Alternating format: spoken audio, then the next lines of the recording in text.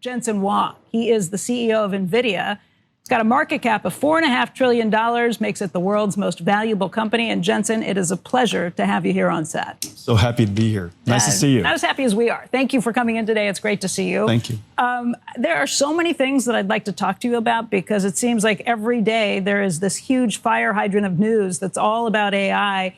And your company is at the center of most of that news. So if you don't mind, maybe we can just run through some of these headlines and you can explain what's happening from your perspective. I'd love to. Okay, let's start with the deal that you cut first with OpenAI that you've talked a lot about, that was then followed up by this deal earlier this week with AMD and OpenAI. It's got a lot of people trying to figure out what the dynamics are of this industry. What do you think about it? Did you know about that deal before it was announced? Not really, but our deal is very different than theirs.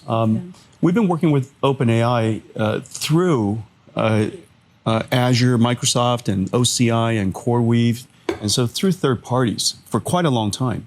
In fact, in 2016, I delivered the world's very first AI supercomputer called DGX-1 to a startup, a nonprofit startup in San Francisco, and that company turned out to have been OpenAI. And so we've been working with them for quite a long time. The OpenAI partnership is an addition to what we're already doing with them on the cloud. All of the cloud contracts, we're going to continue to execute on all that. But our partnership with them is quite unique in the sense that this is the first time we're going to sell directly to them. Until now, we've been largely selling, we've been only selling through the clouds. And so we're going to keep doing that. But the thing that's really exciting is that now, by selling directly to them, we could help prepare them for a day when they're self-hosted hyperscaler. And our agreement basically entails us selling entire systems and infrastructure to them. We're the only company in the world today that really focuses on building the entire AI infrastructure, from CPUs to GPUs to networking chips and switches of all kinds and all the software stacks that go along with that. And so we're quite a unique partner for them to be able to do this. I guess the question becomes, it's great for you to sell directly to them, but they don't have the money to buy it at this point. Is that why the deal was structured the way it is, where you'll get a stake in OpenAI over time? They don't have the money yet. And the way that it's going to happen, for every gigawatt of AI factories, you're probably going to need about $50 to $60 billion for the land-powered shell and all the computing and networking and all that, everything that goes along with that. And they're going to have to raise that money through, first of all, the revenues, which is growing exponentially, equity or debt, and they gave us the opportunity to invest alongside other investors when the time comes. And so it's not something we have to do, but it's something that they're giving us the opportunity to do, and I would love to do. One of the things that we did, we invested in OpenAI early on. My only regret is that we didn't invest more. I mean, this is the most profitable, the most valuable startup company ever, and so this is a great opportunity. You mentioned that your deal is very different from AMD's. AMD is in a situation where they're basically giving away a big chunk of their company to be able to be a partner with OpenAI and sell them some of their goods. Is that how you read it? Yeah, I saw the deal. It's imaginative. It's unique and surprising. Considering they were so excited about their next generation product, I'm surprised that they would give away 10% of the company before they even built it. And so, anyhow, it's clever, I guess. Yeah, I wondered the same thing. And Lisa Su, who, by the way, is a distant cousin of yours, yeah, right? She's terrific. At AMD? Yeah, she's terrific. The way they've set this up, though, of giving it away, they're also making some big assumptions that their chips are going to be able to compete with your chips that are coming out down the road. Do you think that's the case? Well, our chips are quite special, and we're running really fast. We're the only company in the world today that builds all of the chips inside an AI infrastructure. And today, back when we first started, 5 years ago even, an Ampere chip or a Hopper chip is just one chip. Today, if you want to build one of these AI supercomputers, it takes a whole bunch of different types of chips to get the performance out of it, because Moore's law, the transistor itself is really slowing down.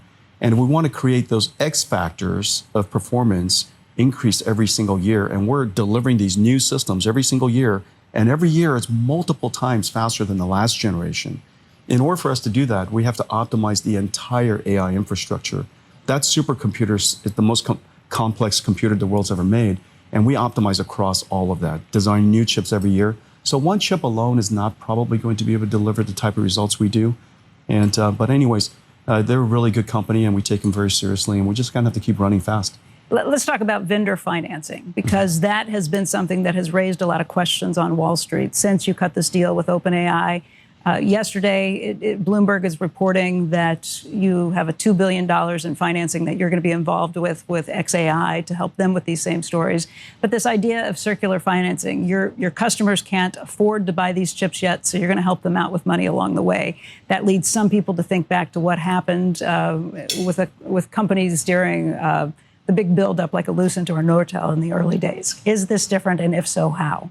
Well, first of all, xAI, I'm super excited about the financing opportunity that they're doing. You know, the only regret I have about xAI, we're an investor already. The only regret I have is I didn't give him more money. You know, almost everything that Elon's part of, you really want to be part of as well. And he gave us the opportunity to invest in xAI. I'm just delighted by that. And so that's an investment into a really great future company, and I'm really excited about that. That's not vendor financing per se. But what's going on in the world versus what happened in 2000 is just dramatically different. You know, back then, as you recall, there were pets.com, hospitals.com, and all of the internet companies combined was, what, $30-40 billion in size?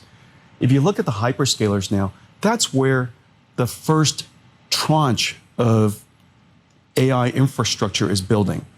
If you look at the AI, the hyperscalers have about $2.5 trillion of business that's already operating today. That business, that $2.5 trillion business, and the CapEx that goes underneath that is about, call it $500 billion. That transition from a classical CPU-based computing to now generative AI computing powered by GPUs, that transition is just starting. So we've got to build into $500 billion worth of capacity infrastructure that's already naturally growing by itself, and we're in the beginning phases of that. If you just look at NVIDIA's AI infrastructure business, you know, call it a couple of $100 billion so far, we're a couple of $100 billion into a multi-trillion dollar build out. So that's number one. The second part of it that's really unique is that we have a new generation of AI companies. The new AI companies like OpenAI and Anthropic and xAI and companies that are well, you know, Thinking Machine Labs from Mira and Ilya Sutskever's SSI and Misha's company Reflection. And I mean, there's a whole bunch of amazing AI model builders now. This generation of AI model builders, what's happened in the last several months, a transition happened that is really, really important. For the last several years, they've been generating tokens, you know, these AI tokens, basically at a loss. And the reason for that is because the early AI models they were super interesting, really captivated a lot of attention, but they weren't useful enough to pay for. The last several months has been very clear that the new technology is now reasoning, it's doing research. Before it answers a question, it goes on the web and studies other PDFs and websites. It can now use tools, generate information for you, and it creates responses that are really useful. I use it every day, to the point where now the tokens are profitable. The question, though, is who is going to continue to pay for that build out? Is it the big companies like a Procter & Gamble? Is it consumers who are going to do this? I mean, my doctor showed me the AI that he's using, and it's incredibly helpful, but there's still a question about whether he's going to pay for it or the company he works for is going to pay for it. Well, hopefully both. I think there's the consumer part of it. You know, a lot of OpenAI customers are consumers, and they're paying for it. But the thing that's really cool is that the enterprise AI build out that's happening now, my favorite enterprise AI service is Cursor. Cursor is an AI coder. And every one of our engineers, 100%, is now assisted by AI coders. And our productivity has gone up incredibly. And so you're now seeing enterprise AI companies like Cursor, Open Evidence, I love Lovable. All of these companies are some of the fastest growing companies in the world, and they address enterprise. And so enterprise AI is here. I wonder how you think about, Jensen, the ultimate destination where all this is actually building toward. I don't know, there was a post from David Kahn, he's a Sequoia partner, this week saying, look, AGI is the only thing that can justify the volumes of capital spending right now, artificial general intelligence. At the same time, many of the model builders and experts are pushing out the date where that maybe is going to be achievable. Meantime, you're talking about annual generations of chips. How fast do they depreciate? We're putting all this capital in these data centers that it's just not clear, like, when we get to the end, or is it just a treadmill? We are going to have incredibly profitable and incredibly useful AIs long before AGI. And for example, right now, Cursor AI. You know, Cursor's AI software coder is incredibly useful. All of our engineers use it. We have some 40,000 engineers. Almost every one of them are going to use it, and they're loving it. And so they're using it instead of something else, presumably, right? So these are displacing things. Yeah, they're not. This is a brand new thing. Yeah. Remember, AI, unlike previous technologies are tools that humans use. Excel is a tool that humans use. A web browser is a tool that humans use. For the very first time, we have technology that can actually use tools by itself. And so Cursor uses, Visual C++, and and now we have Gemini agents that are able to use the browser and browse for groceries or destinations or book travel for you, and it can use tools by itself. So this is really quite an extraordinary thing. This the tool industry is a few $1 trillion. Yeah. Tool user industry is $100 trillion. Which is the reason why everybody's so excited about the future of technology, because it could augment labor, it can increase the productivity of labor, and here at NVIDIA, it's increased our productivity tremendously. You've already said you wish you could have bought more OpenAI and maybe invested more in XAI at this point. That implies that you don't think that this is all redundant. Because a lot of the players, if I read what Sam Altman says and the message he tries to convey, it's as if they're sprinting to try to stay ahead of everybody else because they think it's not going to be room for everybody necessarily who's trying to do something similar. I think there's general intelligence, and I think there's specialized intelligence. Yeah. We love general. When I hire engineers, I like them to be generally intelligent, and that's a great thing. But once they come to NVIDIA, we make them highly specialized intelligent so that they could build things that NVIDIA needs. And so I think the idea of specialized intelligence versus generalized intelligence will continue to happen. And where the real value for enterprises and companies is specialized intelligence. And where the value for consumers, general intelligence. Hey, Jensen, let's talk a little bit about capital allocation and how you see that. Just back to those same points, that you wish you had more invested in OpenAI, you wish you had more invested in these other companies that you're kind of taking stakes in, like an XAI. You can do things with your money. You can choose to put it back into R&D. You probably don't need a ton with that right now. You can choose to build the company. You can choose to make acquisitions. You can choose to give shareholders back big dividends, or you can invest it yourself in other companies. And lately, what we've seen is a lot of investing in other companies. Do you have other deals like that planned in the works? We're always looking for great startups to invest in. One of my favorite ones was CoreWeave. Right. My only regret is I didn't invest Add that to the list. Enough. Yeah. And so in all of these investments that we've made recently, we've made some really terrific investments, and largely my only regret is that we didn't invest more, because these are really special companies, and they're part of our ecosystem, building out the AI infrastructure for the world. And AI is several things. AI is energy, AI is chips, the models, and the applications. And so you could see NVIDIA, and you could look at me working across that entire stack of ecosystems around the world. And we need more energy, we need more chips, we need better models and more models, and we need a lot more applications. So what of your cash flow that you kick off, and Mike, I knew you ran the numbers, what is it? I was just looking at the consensus, like $240 billion in free cash flow this fiscal year and next is what is. So that's a lot of cash that you can choose to set to work. Mm-hmm. Do you look for other investments within the AI infrastructure? Do you look for ways to build out extra energy? Do you look for somebody in quantum computing to get to the next thing that you could buy? What's in your brain at this point? All of that. I'm excited about enterprise AI applications.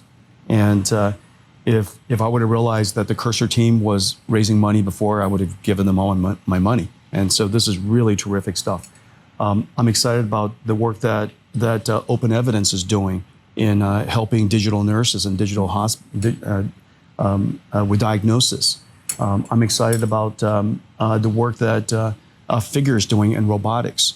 Wave is doing in self-driving cars. Wabi is doing in self-driving cars.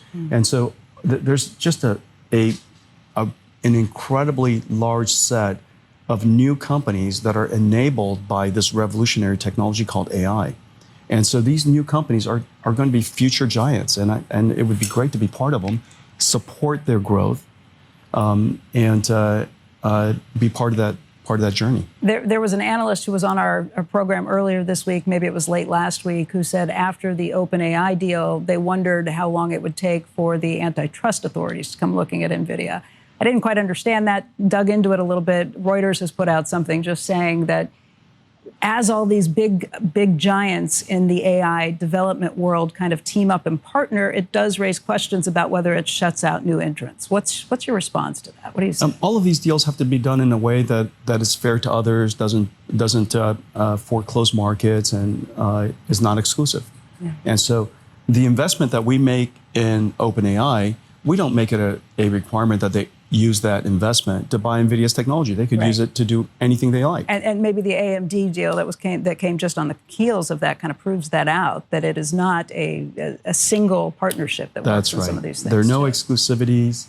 The goal is to advance the AI infrastructure, support their success, and in many of these cases, to be part of that incredible journey for us. And it's great returns on our money, of course.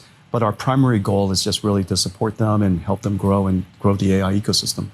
What again, you were surprised by the AMD deal, but you look at it very differently. Do you think as a competitive structure here, this puts like any pressure on anything that comes through? What do you?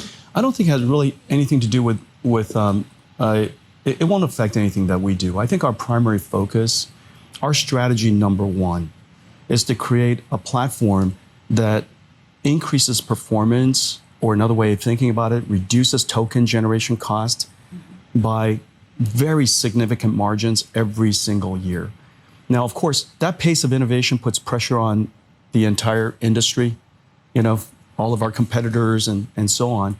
But everybody benefits when we drive the cost of tokens down every single year. Between Blackwell and Hopper, we're going to drive down the cost of tokens 10 to 20 times. And so that's Moore's law, transistors alone would have driven it down by 20%. Yeah. So instead of 20%, it's 20 times. And we're going to do that again and again and again every single year. We could do it because we change every single chip in the data center. We change every single technology all at once. And so my focus and the company's focus is just to keep that pace going. And when we keep that pace going, the ecosystem around us, when the token generation continues to decrease, the AIs get smarter.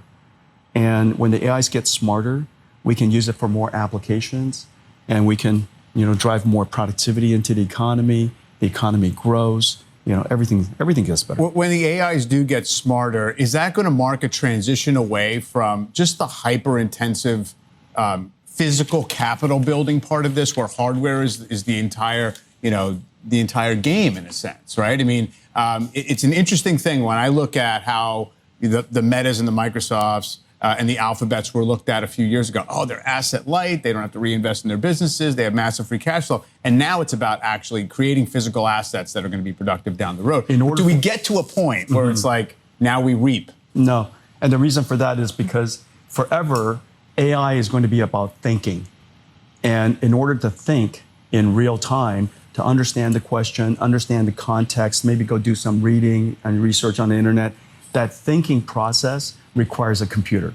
That's the reason why I say there's a new industry. We've created a brand new industry called AI infrastructure.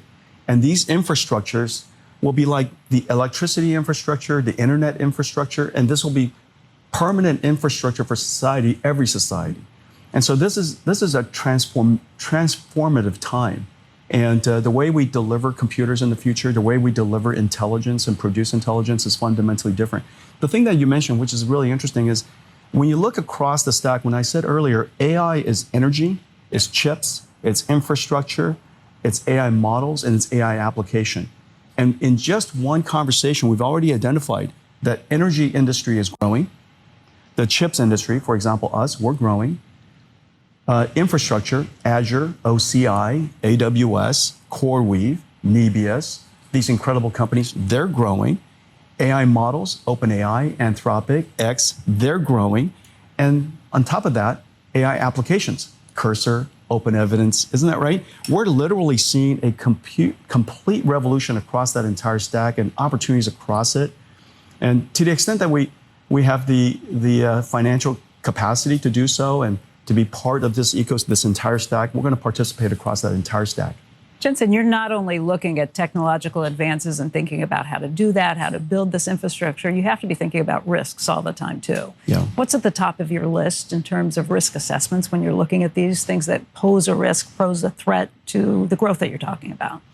Well, there's a lot of technology risk, and there's a lot of, product design risk. There's a lot of those kind of things, but those kind of things are things we're good at. Yeah. Fundamentally, our company is good at building technology and building products, and so we're good at those things, and we're continue to be careful and thoughtful about doing those things. The things that are hard for us, that are new for us, is geopolitical risk, and it's out of our control. And the best thing that we could do is just inform policymakers and governments about the nature of AI, why it's different than previous technologies, to be accessible to them, to be informative to them, and then help them shape policies that are in the best interest of the world, the best interest of the countries.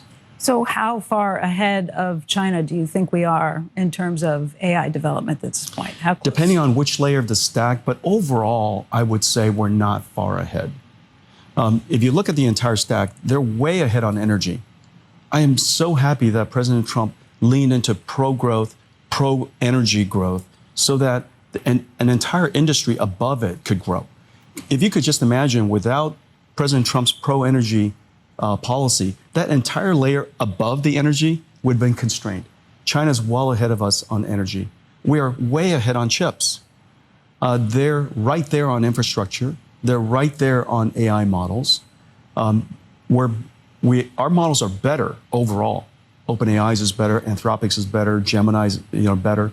However, their open source models are well ahead of us. And then on the application layer, we have to be quite mindful because their applications are very fast moving. Their society is very quick in adopting new technology. They're under-regulated they don't regulate heavily at the industrial level. And so the applications in China are advancing incredibly fast. This is an area that I'm quite concerned about. I hope that American companies and American society are going to be fast in adopting AI applications, because ultimately this industrial revolution wins at the AI application layer, at the diffusion layer. There was an analyst just this week who said that he's anticipating China will get NVIDIA's Blackwell chips by as early as next year. Do you think that's the case? If we are way ahead of them in chips, what should our strategy be? To give them better chips, or risk having them build their own chips that are better? But if we hold the advantage here, how do we, as Americans, think about this? That's right. This is where a nuanced strategy is necessary, and we have to take a step back. President Trump had a AI Action Plan Day, and that AI Action Plan Day, he was very clear, and is a very thoughtful and very America win around the world strategy. Ultimately, he wants America to win the AI race. So the question, when you take a step back and ask yourself, what does that mean? At the chip level, you want to have the most advanced chips. We want to make sure that the United States and American allies have the most advanced access to the most advanced AI chips. On the other hand, in order to win the AI race, you need to have all of the world's AI developers to be building on your platform. Just as we would, if you're an app store, you would like all of the apps to run on your app store. If you're an operating system, you would like all the world's applications to run on your operating system. If you were a chip, an American tech stack, you want all of the world's AI developers to developing on your American tech stack. That's true whether we're here in the United States or whether it's developers in China. But so this from a defense nuance, perspective, we don't want them having the chips that are as great as we are, because we don't want them having access to that, particularly when it comes to the military. No government, surely Chinese government, is going to be building their defense on Western technology. Nor does the Pentagon use Chinese chips to build our national security. And so they have plenty of chips themselves. Don't forget that this is a country not without any chips. They have Huawei. They have really, really sophisticated and really entrepreneurial startups building AI chips. They're manufacturing lots of chips.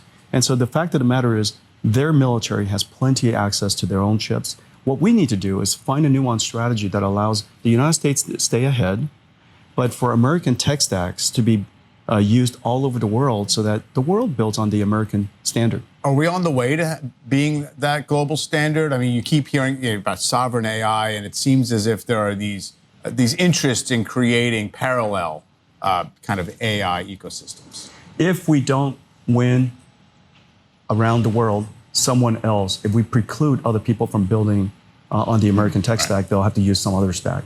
I think David Sachs had a really simple KPI. He said, in 5 years' time, if the American tech stack is 80% of the world, then we are doing a good job winning the AI race. If the United States is 20% of the world, then we've lost the AI race. Now, one of the things that's really important is that developers are all over the world. 50% of the world's AI researchers are in China. China is 30% of the technology industry, technology market. The Chinese market is large. They've got 1 billion users. And so it's not a market that you could easily decide to walk away from if your ultimate goal is for America to win the AI race. Giving up 30% of the world's market right from the get-go, and then not allowing American technologies to diffuse and be proliferated around the world, we are essentially isolating American technology into America and forfeiting and conceding the rest of the world to everybody else. And I think President Trump would say that that would be not a condition for America to win the AI race. And so we have to find a nuanced strategy that allows America to have the best technology, earliest technology, but also to win AI developers around the world and win AI markets around the world. I think you also want to be bringing in and working with the best talent. And to that point, you put out a memo to your employees yesterday about the H-1B visas and the new government requirement that it's going to cost $100,000 on top of it to bring someone in from China or from India or from elsewhere. What is your policy with that? What do you think of this new step in it? I know you've said that you're going to step up and go ahead and pay those to bring people in. Immigration, I'm an immigrant. Immigration and we're very glad to have you here. Thank you. Thank you. Immigration is the foundation of the American dream. This ideal that anyone can come to America and through hard work and some talent, be able to build a better future for yourself. My parents came here because of the American dream and wanting us to be able to enjoy the opportunities and this incredible country that is America. And I think this ideal and this dream is common around the world. Only America has a phrase that says the American dream. There's no other country that has something other, some other country dream. And so we would like to create this opportunity for all of our employees, and I hope that this opportunity persists for everybody else. I do think that President Trump's H-1B policy enables us to continue to attract the world's best talent and enable them to come to American companies. And for all of these foreign students who come to the United States, gets an incredible American degree and one of the best educations in the world, to create the conditions by which we can have them stay. I think it's a first step. There are things that I would love to see that enhances the policy so that there's still some opportunities for serendipity to happen. For example, I don't think that my family would have been able to afford the $100,000. And so the opportunity for my family and for me to be here would not have been possible with this current policy. And so I'm hoping that there will be enhancements to it. And I think this is just a first step. And President Trump is always pragmatic, and I think that it'll be enhanced over time. But this is a nice improvement. We mentioned just quickly $4.5 trillion market cap. Your employees created that value and are also beneficiaries of that value. How do you run a business and maintain a culture when so many of your employees have done so well financially and keep them motivated and such? Yeah, half of your employees have a net worth of more than $1 million, and I think 75% are over $1 million, and half of them are over $25 million in net worth. Yeah, and I'm so happy about that. I get so many emails with people saying, I just bought a house, or I just bought my family or my parents a house, or put my kids through school, and I just love that. The way you do that is to stay focused on the purpose of the company, the important work that we're doing. Ultimately, my job is to create the conditions by which amazing people could do their life's work. And this turns out, for most people who are doing their life's work, the money is a symptom of doing that work well. It's not the purpose of the work. And so long as the purpose of the work remains the same, for me, for example, I've been working hard for a long time, and it's been a long time since I've had to work, but I love the opportunity to be able to do work, and the company's in a place now where the work that we do could be really quite consequential for the world. We're building impactful technology that could revolutionize and transform just about every industry and every society. And so this is a time that none of us want to give up on. And so this is such a great opportunity for us. Can I ask you quickly about electricity? We've mentioned that several times. There was a Bloomberg report just in the last week or so that just said wholesale electricity prices are up by as much as 267% in areas that are near new data centers that have been built, that those costs are getting passed on to average consumers. First of all, do you think that's true? And second of all, what do we do about it? I'm not sure that's true. I'm not sure if it's true or not. But what we should do about it is to invest in power generation behind the meter. And President Trump has really created the conditions by which we could go and do that and all become power generation companies ourselves. And so these data centers should be outfitted with power generation capabilities, whether it's natural gas or in the future, several years from now, nuclear. We should invest in just about every possible way of generating energy, and then even put it back onto the grid. And so that's the future. And data center self-generated power could move a lot faster than putting it on the grid. And we have to do that. We have to apply every possible form. Jensen, anything you wanted to talk about that you feel like you haven't gotten the chance to talk about? You get people asking you questions all the time. What do you not get to talk about? Well, let's see. What do investors most want to know from you, I guess? Question. Investors, I would say the thing that is even quite surprising this year, particularly the last 6 months, demand of computing has gone up substantially. And this is what's happened.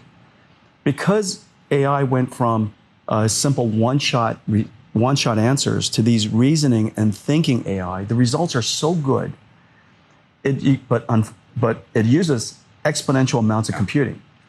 But the interesting thing is, because they're so good, because they're so smart, and they use exponential amounts of computing, we're seeing exponential demand, which makes sense because the AIs are smart enough that everybody wants to use it. And so we now have two exponentials happening at the same time. Demand for Blackwell is really, really high, and we're working hard to get everybody online and get AI to the next level. But I think we're at the beginning of a new build-out, beginning of a new industrial revolution, and it's going to be exciting times.